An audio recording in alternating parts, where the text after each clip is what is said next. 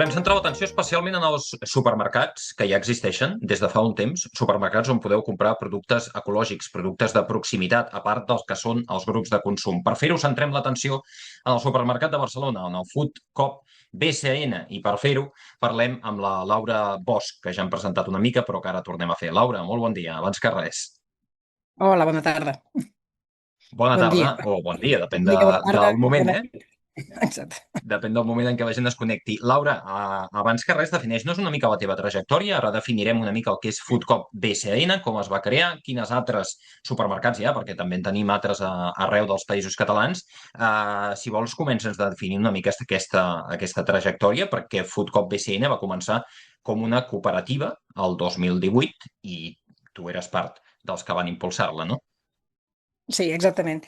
Sí, vam començar el 2018 una miqueta arran de la projecció que es va fer a Barcelona d'un documental sobre el Food Coop, que és una experiència que ja existeix a Brooklyn, al Park Slope Food Coop, als Estats Units, a Nova York, i bueno, es va fer un documental sobre aquesta experiència que ja funcionava des de fa 20 i pico, feia 20 i pico anys, 1970 i pico, amb un èxit bastant notable. I en aquella ocasió es va projectar a Barcelona amb una convocatòria de veure, és possible a Barcelona un supermercat similar a aquesta experiència de Brooklyn, i ens vam agrupar gent de diferents orígens, sense conèixer-nos gaire, que participava en diferents grups de consum o bueno, amb diferents relacions amb el món de l'alimentació, i bueno, amb ganes de provar-ho, no? Perquè realment sí que el grup de consum és una iniciativa amb molts interessos i moltes virtuts, no? Però realment té unes limitacions evidents, no? I el voler poder, diguem, disposar d'una oferta més àmplia de productes, amb molta més prestació de serveis que no el que ofereix un grup de consum, va portar tot un grup de gent a plantejar-se aquesta qüestió, no? I això va ser a l'octubre exactament del 2018. No, perdó, o al març més aviat, sí. I d'allà va sortir com un col·lectiu impulsor del que jo vaig formar part, de gent que ens vam començar doncs, a organitzar una miqueta amb diferents temes a explorar, i vam estar treballant durant un any i pico fins que la creació efectiva de la cooperativa Food Coop, del supermercat cooperatiu, va ser en realitat a l'octubre del 2019. Que ja vam... Anirem fent referència també a tots els precedents que hi ha amb això, perquè tant als Estats Units com aquí a casa nostra, perquè tot plegat, si ens remuntem enrere, hauríem d'anar fins al segle XIX i les primeres economats o aquells primeres cooperatives, no?, per als treballadors on es repartien productes bàsics. En fi, de moment tenim això, 2018, i aquest documental que comentaves, que és molt interessant perquè és on potser es va fer famós aquest model aquí a Europa, que és el Food Coop. De fet, és un documental sobre la Coop de Brooklyn, com dius, que encara és en funcionament i que funciona des de 1973. Bé, aquí us reuniu, no? 2018, 2019, aleshores, tot això de començar, de quina manera comença a prosperar tot aquest tema? Bueno, doncs va ser tot aquest procés una mica paulatí d'anar pues, anar explorant les diferents... Vam començar amb una mica definint un pla d'empresa, una forma d'organitzar-nos, una forma de funcionar, tipus de productes que podríem incorporar, tipus de proveïdors amb qui podríem també treballar, eh, una cerca, diguem, d'espais on ubicar-nos dintre la ciutat de Barcelona, inicialment amb un plantejament de grans dimensions, no? D'un supermercat amb o sigui, amb una varietat molt àmplia de productes, una superfície important, estàvem buscant sobre els 800 metres quadrats, molt a imatge del supermercat de Nova York, no? I en paral·lel a tot això també fèiem tota una exploració d'entendre i analitzar els diferents models que ja existien, no? Tant a Espanya com a Europa, i fins i tot vam anar a Brooklyn, no? A conèixer de prop tot el que és el food court d'allà. I amb tota aquesta feina, bueno, fer una mica d'anàlisi comparatiu dels pros i contres de cada model, i tot això al temps que també fèiem difusió de la idea, de la proposta, d'anàvem captant gent, buscant persones que també es volguessin sumar, perquè la base social era, diguem, com un dels puntals d'aquestes iniciatives perquè prosperin. I amb el grup que es anava afegint, doncs, també tot un tema de participatiu, bueno, de socialitzar tota la feina que es feia, totes les dades que es recollien, no? I anar prenent decisions una mica de forma paulatina, no? I recordo molt, molt clarament la sessió que vam fer, una trobada que vam anar aquí a Collserola a trobar-nos en una de les masies que hi ha per allà, a fer una sessió participativa tot un dissabte per decidir al final amb quin dels models ens quedàvem, no? I finalment es va optar per aquest del model participatiu en què els socis han de contribuir una miqueta amb la seva dedicació de temps i treball d'alguna manera, tot i que no li pots anomenar treball, però amb el seu servei, diguem, doncs, contribuir a desenvolupar tasques no, no, no especialitzades, diguem, de funcionament d'un supermercat i, i inicialment un model tancat, només destinat a socis i amb aquest plantejament de costos el més econòmics possibles, no? Per poder també fer assequible l'alimentació de qualitat. Dir que, i com deies, també arreu ja, per exemple, han sortit aquest model de supermercats. Ara ens expliques l'exemple de Brooklyn, que és amb el que es basa el vostre, també perquè la gent ho sàpiga, perquè no té per què saber-ho i és una opció que Sí. existeix aquí a Barcelona des del 2022, per exemple. Tenim Som Alimentació a València des del 2018, un model semblant. La Feixa de Mataró des del 2020. Supercom Manresa, també des del 2020. Terra Nostra, Ciutat de Mallorca, per exemple, o Biotrèmol, Alacant, el 2022. I si ens n'anem a Espanya, per exemple, el més antic és la Ortiga, a Sevilla, que es va crear l'any 2001, i exemples internacionals, també com la Louvre de París, que es va crear una mica després, el 2010, després de Sevilla, el 2010. Qui va començar això? Doncs bé, als Estats Units moltes cooperatives. L'única que sobreviu, la de Brooklyn, 1973, que és el mateix any també que es va crear la Caget de Montpeller, que també funciona des d'aquell moment i per tant que ja tenen una trajectòria molt, molt llarga, no? Quan us plantegeu o quan viatgeu a Brooklyn, explica'ns una mica el seu funcionament, tu que ho vas veure de prop. Pues Brooklyn, bueno, de fet és un supermercat bastant ampli. Van començar en realitat com una cooperativa de consum de barri, jugant un espai en un dels locals que hi havia en el barri. Ràpidament, això ja ens situem en els anys de 1970, de gent una mica activisme dintre de tot el moviment alternatiu. Tot allò més o menys va anar agafant embranzida. De seguida van poder comprar tota a la planta, després van comprar l'edifici sencer i després encara van comprar l'edifici annex. Per tant, tenen un local que és relativament ampli, de dues plantes amb 400 metres quadrats i encara un soterrani on tenen tot el magatzem. I és un exemple bastant sorprenent bueno, diguem, que genera enveja perquè han anat, diguem, surfejant amb les diferents dificultats que s'han anat trobant, perquè no ha sigut poques, no? Però amb una línia, diguem, com una ambició i una ambició com molt clares que els ha permès d'alguna manera doncs, anar trobant també les solucions adients a cada vegada, no? I llavors han sigut com molt efectius oferint efectivament allò, bon producte, una bona alimentació que no és només ecològica, perquè tenen també producte convencional, però sobretot és molt assequible perquè tenen la política de que apliquen un marge comercial uniforme a tots els productes amb totes les diferents categories del 20%, que és, diguem, el cost amb el que sufraguen totes les despeses doncs, de funcionament que tenen com a establiment, no? I això inclou, diguem, les despeses laborals, les despeses del local, de lloguer, de manteniment, de subministraments, de serveis externs, així, no? De totes I han tingut la gràcia d'això, d'oferir un bon producte a canvi d'un petit esforç, diguem, per totes les persones que són sòcies, no? Que consisteix a fer un torn a la botiga del supermercat de 2 hores i mitja, crec que és en el seu cas, o 2 hores 45 cada 4 setmanes. Vale? Llavors, amb unes possibilitats d'horari molt àmplies, que poden ser des de les 6 del matí, que comença el primer torn, fins a les 11 de la nit, que acaben tancant la paradeta, diguem, bueno, en caps de setmana, o bueno, diumenge sí que no obren, però de dir de dilluns a dissabte segur.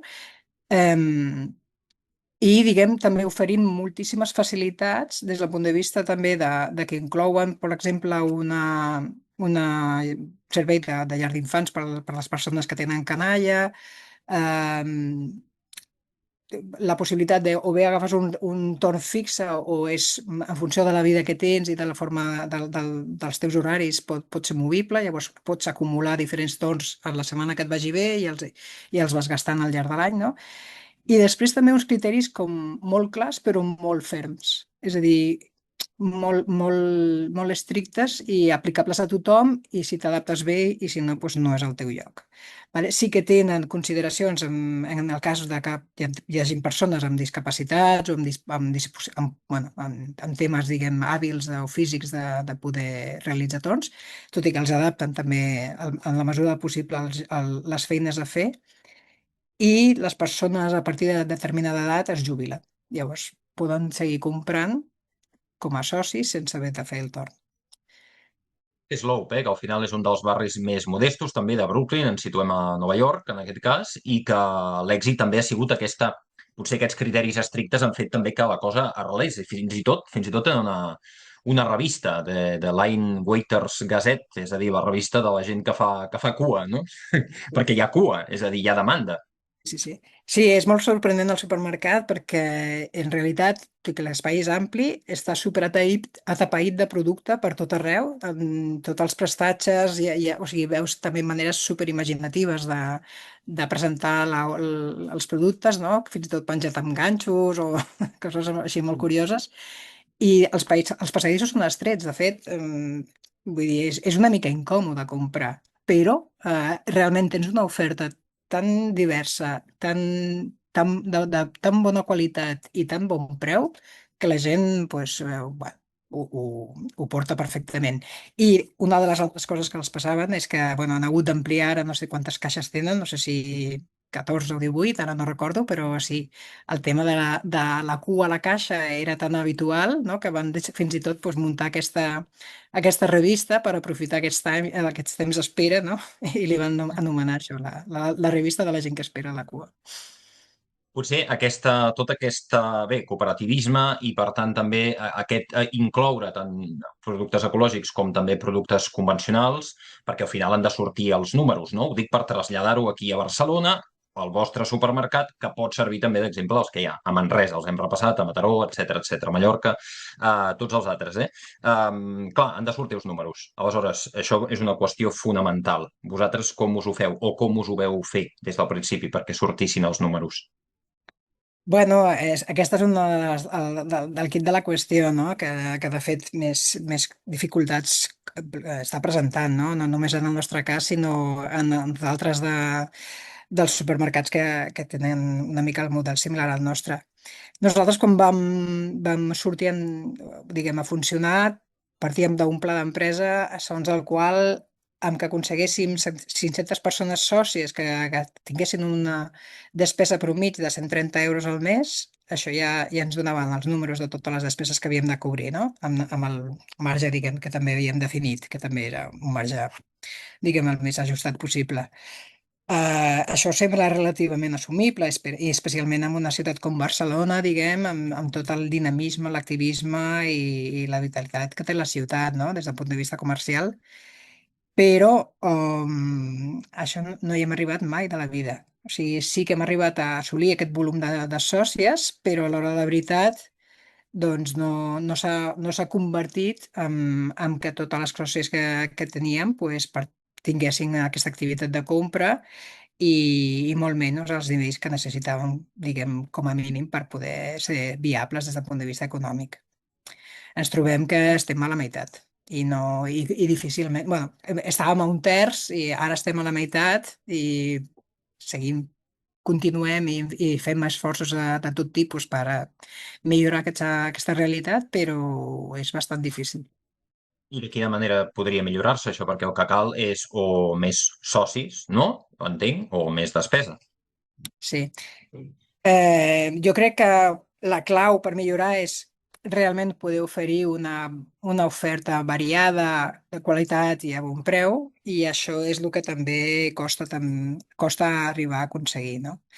En el nostre cas, jo crec que un dels errors va ser com molt estrictes en els criteris que ens havíem definit a l'hora de conformar l'assortiment de productes que volíem oferir, no? Que havíem definit proximitat, havíem definit agroecologia, comerç just, limitacions d'envasos, producte, diguem que també es fos elaborat i fabricat en condicions dignes de treball, tota una sèrie de coses que, clar, si les ajuntes totes, et dona un producte que és de molta qualitat, però que també té el seu cost, no? Llavors, per poc que li fiques al marge, ja realment pues, sortia tot un ventall de productes que realment t'apujava bastant la cistella de la compra. I aquí jo crec que Cert, no, va ser un dic, dels no ho hem dit, primers. pels que sigueu de Barcelona, és el passatge Aragó 9, és a dir, al centre. El carrer Aragó és un carreronet que va des del carrer Aragó, passatge Aragó 9, foodcopbcn.cat, podeu consultar totes les dades i, evidentment, totes les actualitzacions. Ens explicaves això, no? Bé, aquesta manera de quadrar les coses, però a nivell de producte, exactament perquè explica'ns com funcioneu. Els socis han de fer igualment aquestes hores de treball, no? Que al final és la moneda de canvi, de manera que el soci no ha de pagar res, però sí que ho ha de donar d'alguna manera a nivell de treball. I aleshores, els que són socis també tenen un descompte respecte als preus en general. Sí, d'alguna manera el que proposem és socialitzem l'esforç de tirar endavant el supermercat entre les persones sòcies que ara volem fer torn. Tenim també personal contractat, són quatre persones que assumeixen, diguem, les tasques bàsiques de funcionament del supermercat, com són les comandes, la gestió administrativa, el control una miqueta de l'inventari, de sortiment, etc. Però la idea, el plantejament és que el que és rebre comandes, el que és reposar prestatgeries, el que és netejar, el que és estar a caixa i tot això, són tasques que podem d'alguna manera assumir entre les persones sòcies per tal també de reduir els costos estructurals diguem, que té qualsevol supermercat, no?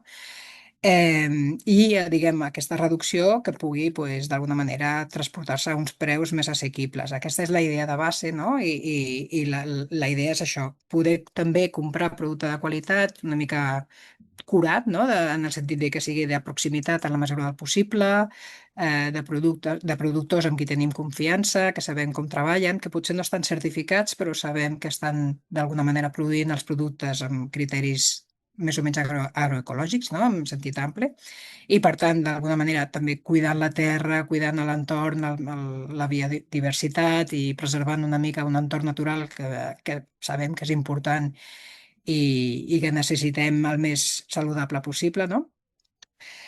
I, bueno, doncs, fem tota una sèrie d'organitzacions de torns, no? I llavors cada persona sap, doncs, per exemple, que els dijous de 7:30 a 9 doncs és el seu torn, no? I cada 4 setmanes doncs, vindrà a fer el torn, no? I tens els companys de torn, no? I generes també uns vincles a aquest nivell i després, bueno, tota la resta de gent que vas coneixent a la cooperativa, no?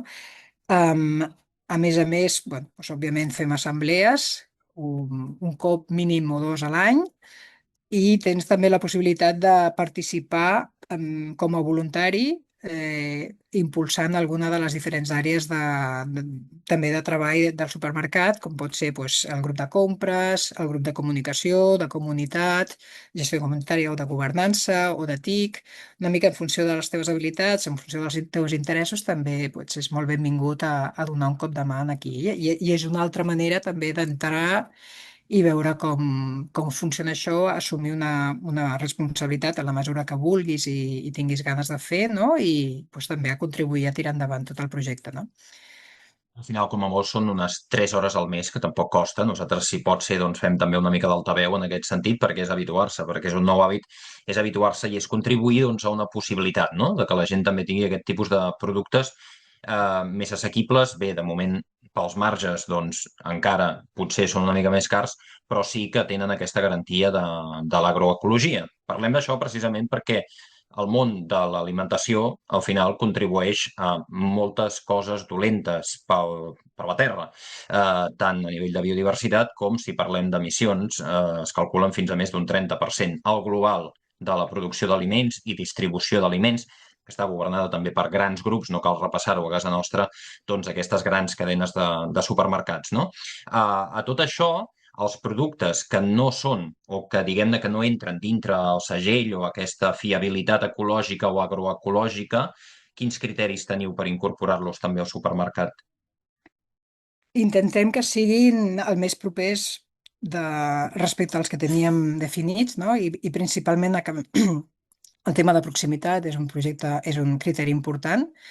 Hi ha molts elaboradors, molts artesans, molts productors que són de territori, que són, diguem, de, d'això, que fan la feina una mica mantenint criteris d'elaboració o de producció, diguem, tradicionals o de petita escala, però que fan les coses ben fetes, no? I en aquest sentit doncs, és un dels que incorporem. Després, també projectes que tinguin un component social, no? De potser projectes d'inserció de persones en diferents situacions, no? Que estan una mica excloses del mercat de treball convencional. Eh, Potser també productes bueno, que no trobem de cap altra manera, però que també pues, són d'un interès o d'una necessitat especial dintre del que és la cultura gastronòmica local. Bueno, una mica aquí hi ha tot un treball per una banda, a partir de les demandes que rebem del conjunt de sòcies del supermercat, no? De fer peticions i de productes que voldrien trobar en les nostres prestatgeries. També es mira la possibilitat realment de poder accedir a un subministrament per part de les empreses que els distribueixen o que els produeixen, no? Que també aquí hi ha un tema logístic que tenir en compte, no? Amb el volum que podem nosaltres vendre i podem comprar. Bueno, es combinen una mica les diferents variables. Després el preu també, que bueno, siguin productes que no siguin, diguem, d'alta gamma bueno, o que si ho són, doncs estan doncs, d'alguna manera justificats i hi ha un interès, no? Però també hi ha un tema bueno, de que es pugui sortir i que tingui demanda suficient, no? Sí, perquè si no, realment sí que igual el podem incorporar una vegada, però si no té sortida, doncs l'hem de descartar. Laura, m'aturo amb dos tipus de productes, perquè sí que la fruita o la verdura, aquí, per qui no ho sàpiga, al costat de Barcelona hi ha una gran zona agrària, com és, per exemple, doncs, tot el parc agrari del Delta del Llobregat, i allà es produeix molt producte de proximitat, perquè és aquí al costat, i agroecològic, i per tant potser és més fàcil en aquest camp. Però la carn i el peix, algun és un repte, l'altre no ho sabem. La carn, què veneu, en quina freqüència, de quina manera es pot adquirir carn també aquí al Food Coop BCN? Tenim carn de producció extensiva, ja sigui de vedella, de porc, de pollastre, de conill. El conill no, bueno, és potser menys freqüent, però també en tenim. I llavors funcionem o bé per comanda, si vols fer diguem, una compra substancial i de diferent producte doncs, diguem, amb gran quantitat, i si no anem tenint diguem, les coses més bàsiques en botiga de forma permanent. Vale? Però amb cura perquè també és un producte car, és un producte diguem, que té un impacte a nivell biològic o diguem, ambiental important i per tant doncs, el venem bueno, amb cura, no? Diguem, d'evitar al màxim els desperdicis i també doncs, una mica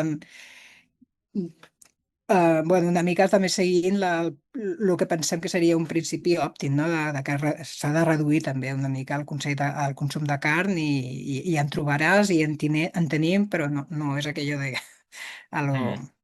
De tota de manera, fa- es garanteix aquesta producció d'alguna manera més extensiva o de productors també d'aquí del país, no?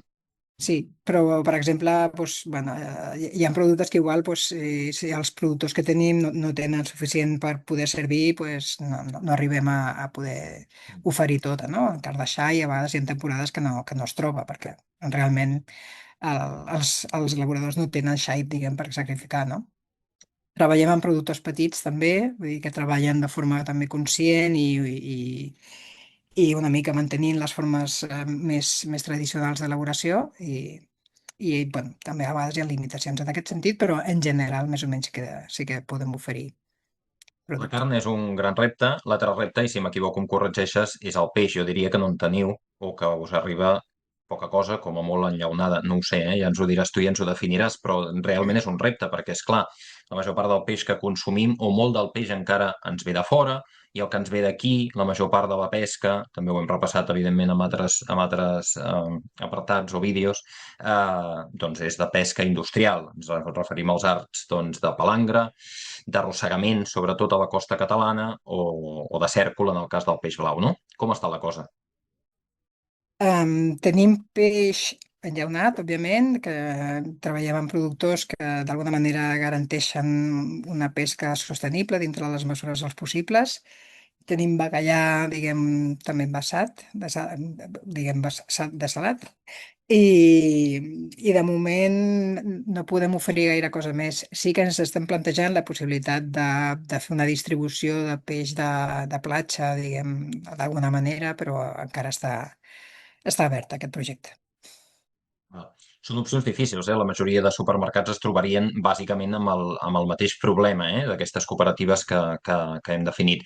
Laura, per acabar de reblar, diguem, la importància també del sorgiment d'aquests supermercats, explica'ns una mica també la diferència o què aporta més també aquest tipus de supermercat cooperatiu a les cooperatives de consum que ja existien des de finals dels 90, principis dels 2000, pràcticament, i si parlem de Barcelona, pràcticament a cada barri o en molts dels barris hi ha cooperatives de consum, hi ha mercats de pagès, hi ha altres iniciatives que es fan per apropar aquest consum ecològic també a la ciutadania, no?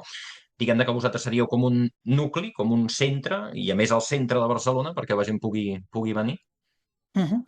Sí, bueno, som supermercats que estem en la mesura, sí, dintre dels nuclis urbans. Eh, Està vist que el supermercat és el format, diguem, com més pràctic, més còmode per anar a poder a comprar els aliments, els queviures de forma més pràctica, no? I, bueno, vulguis que no, a la vida urbana o la vida moderna, pues, la gent dedica el temps que pot per comprar i potser el trobar el màxima diversitat de sortiment dintre d'un mateix espai és la forma més còmoda al final.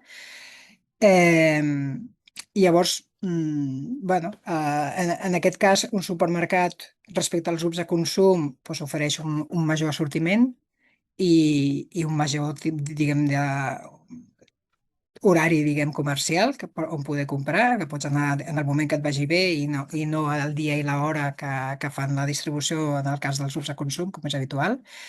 Bàsicament aquesta seria una mica les diferències respecte a aquests models, no? I sobretot realment en poder ampliar l'oferta molt més substancialment que la que té un grup de consum, no? Però, bueno, més enllà també respecte a la diferència dels supermercats convencionals sí que és molt important. Realment en el supermercat cooperatiu tothom és propietari del supermercat, totes les persones sòcies formen part, diguem, d'aquest col·lectiu de propietats i en la mesura del que vulguis et pots implicar i pots prendre part, diguem, de les decisions d'orientació, estratègiques o fins i tot, si tens ganes, de remarcar-te i també pues, definir aspectes concrets, no? I per tant també el component comunitari és una part molt important i molt enriquidora de tots aquests projectes, no? És anar a comprar un lloc on és, diguem, molt amicable, on te pots anar pues, trobant gent amb qui pues, has tingut ocasió de col·laborar o de compartir o d'això.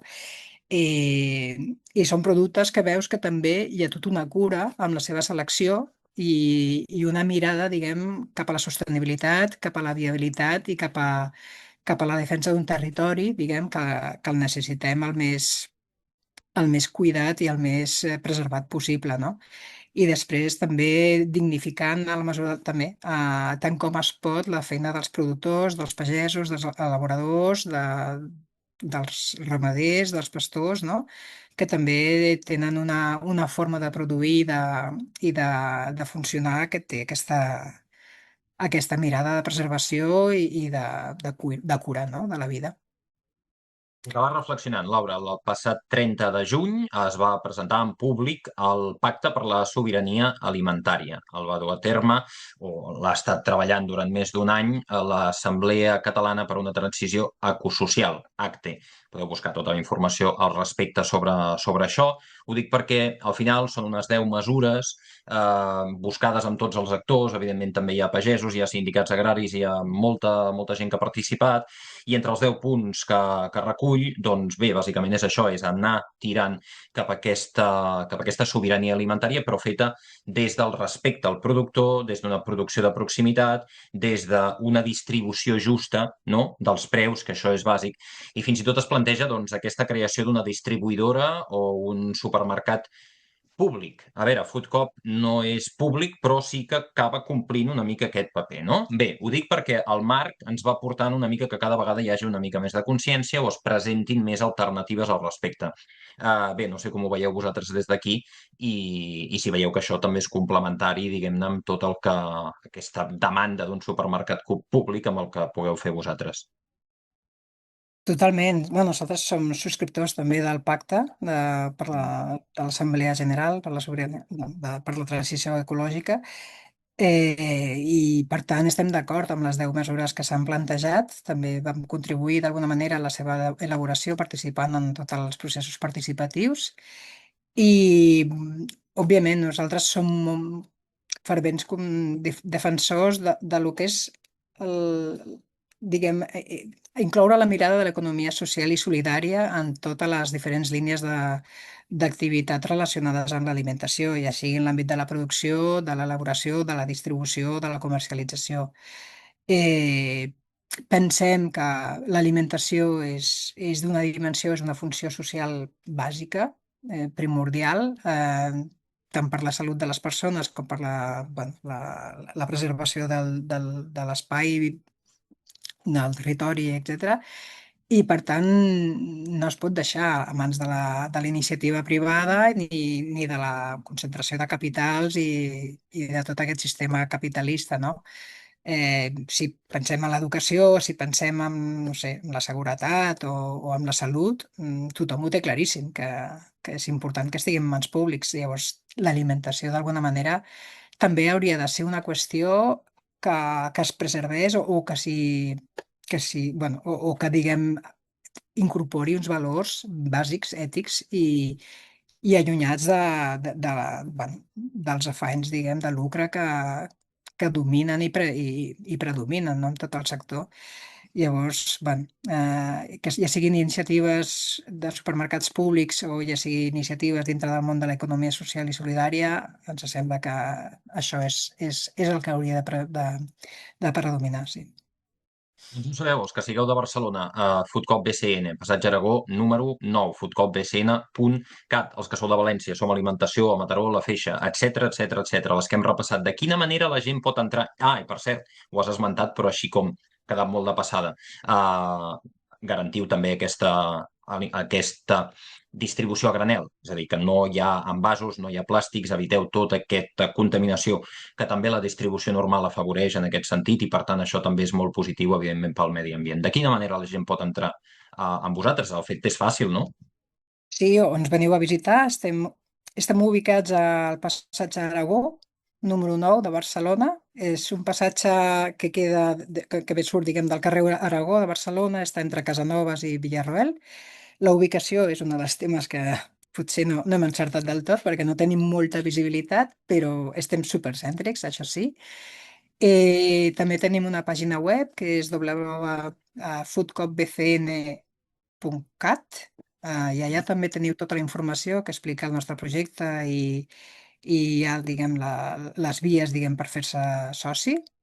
O si no, també podeu participar en alguna de les activitats que no ho he comentat, però en fem moltíssimes, de dinamització, diguem, de temes alimentaris, ja sigui presentant productors o parlant, diguem, d'algun projecte concret, o fent tallers de cuina, o bueno, fent cates, o bueno, això, si us podeu subscriure també a través de les nostres xarxes socials, que estem a Instagram, a Facebook i a Mastodon, crec, és foodcopbcn.cat, bueno, foodcopbcn, disculpeu, i allà també anem informant de totes les activitats que fem.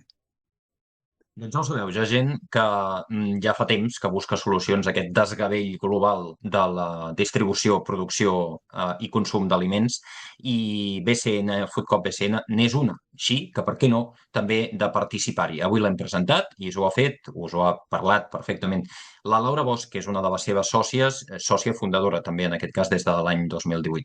Laura, moltíssimes gràcies per intervenir avui. Moltíssimes gràcies a tu també. I us animo molt a tothom a apuntar-vos i a venir-nos a conèixer.